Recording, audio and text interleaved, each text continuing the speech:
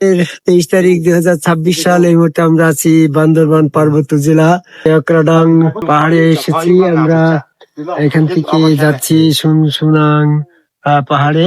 একটা বিষয় বলতে চাচ্ছি, যে ব্যক্তি পরিপূর্ণভাবে ইসলামে দাখিল হয়েছে এবং সে তার সমস্ত কিছু ইসলামের জন্য উজাড় করে দিয়েছে।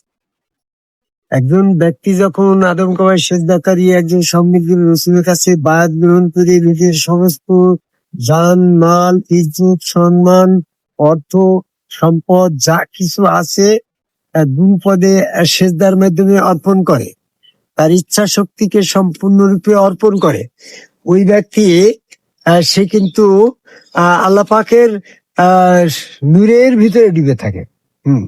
আমার সাথে আসেন, কি যেন নামটা আপনার?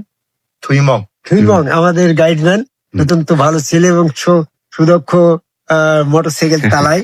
তো আমি অত্যন্ত ভালো লাগছে ওনার সাথে আমরা এসেছি। তো যাই হোক, সে যখন তার সম্পূর্ণ উজাড় করে দেয় ইসলামের জন্য, ওই ব্যক্তিটার সাথে যারা যারা সঙ্গ ধারণ করে তারাও কিন্তু আল্লাহ পাকের নূরের ভিতরে অবস্থান করে। সূরা জুমার 22 নম্বর আয়াত। যে ব্যক্তি তার ইসলামের জন্য তার বক্ষ উন্মুক্ত করে দিয়েছে, তার বাড়ি গাড়ি ধন সম্পদ স্ত্রী পুত্র কন্যা ইচ্ছা শক্তি মান সম্মান শিক্ষা বিদ্যা অর্থ সম্পদ যা কিছু আছে সেজদার মাধ্যমে গুরুপদে অর্পণ করেছে, ওই ব্যক্তি সার্বক্ষণিক আল্লাহ পাকের নূরের ভিতরে ডুবে থাকে।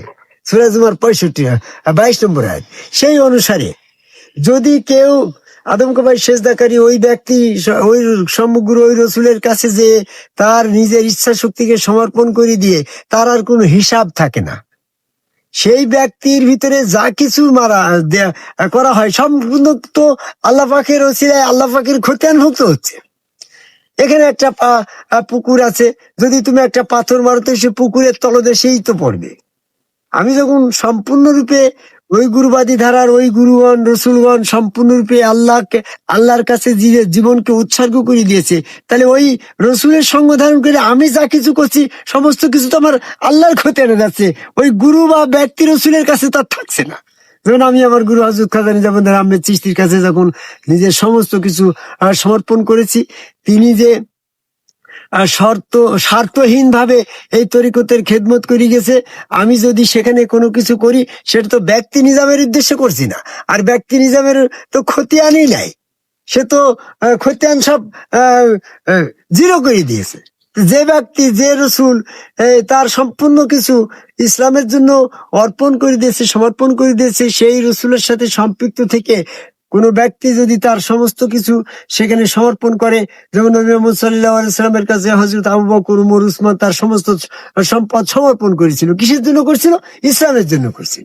তো এটাকে যদি কেউ বলে বিনিময় গ্রহণ করা বা স্বার্থপরতা, তাহলে তো ইসলাম প্রতিষ্ঠিত হবে না। ইসলাম প্রতিষ্ঠিত হওয়ার জন্য তো একটা প্রেক্ষাপট, একটা ক্ষেত্র, একটা জায়গা থাকতে হবে। তো তাই আদম কাবায় সেজদাকারী একজন সমগ্র রসুলের কাছে বায়াত গ্রহণ করে সেখানে নিজের সমস্ত কিছু সমর্পণ করা যাবে। যে রসুল তার সমস্ত কিছু তার গুরুপদে তার ইসলামের জন্য সমর্পণ করেছে, সে আল্লাহ পাকের নূরের ভিতরে ডুবে আছে। সেই রসুলের সঙ্গ ধারণ করে সমস্ত কিছু দিয়ে যারা আল্লাহকে সাহায্য করলো, তারাই ইহকালে এবং পরকালে আল্লাহ পাকের সাহায্য প্রাপ্ত হবে। আর আল্লাহ পাকের সাহায্য না করলে আল্লাহ সাহায্য করবেই বা কেন? এটা তো সূরা মুহাম্মদের 7 নম্বর আয়াতে বলাই রয়েছে। কাজে আমরা সমস্ত কিছু আল্লাহ পাকের সাহায্য করার জন্য দ্বীন ইসলাম আদম সেজদার পথটাকে প্রতিষ্ঠিত করার জন্য আল্লাহ সাহায্য চাচ্ছে। কারণ শয়তান যে পথে গিয়ে বিপদগামী হয়েছে, মানুষকে বিপদগামী করছে, আল্লাহ সেখান থেকে শয়তানের ইচ্ছা শক্তিকে প্রভাবিত করে সেই পথ থেকে ফিরাতে পারছে না। এজন্য প্রতিনিধি পাঠিয়ে আদম কাবায় সেজদাকারী সম্মুখ গুরুগণকে পাঠিয়েছে, ভক্তগণকে পাঠিয়েছে, তারা যেন মানুষকে আদম কাবায় সেজদার পথে ফিরে আনে, শয়তানের পথ থেকে একজনকে এই আল্লাহর পথে নিয়ে আসে। এটাতে আল্লাহ পাকে সাহায্য করা। এই জন্য আজকে আমি এই বান্দরবান পার্বত্য জেলার কেওয়াকাটাং সর্বোচ্চ পাহাড়ে দাঁড়িয়ে পৃথিবীর সকল মানুষকে আত্মস্বার্থতে যে গুরু পদে ভইজে ভজন করে আল্লাহ পাকের সাহায্য করে আল্লাহর সাহায্য পাওয়ার আশা প্রত্যাশা ব্যক্ত করে আমার কথা শেষ করে। জয় গুরু। জয় গুরু।